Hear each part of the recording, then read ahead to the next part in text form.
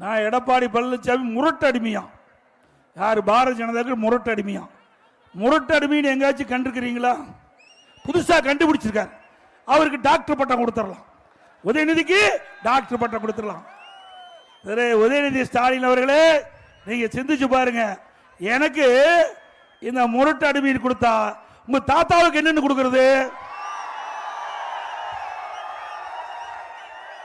யாரோட இருக்காரு? வாஜ்பாயோட இருக்காரு. தாத்தா வாஜ்பாயோட இருக்காரு.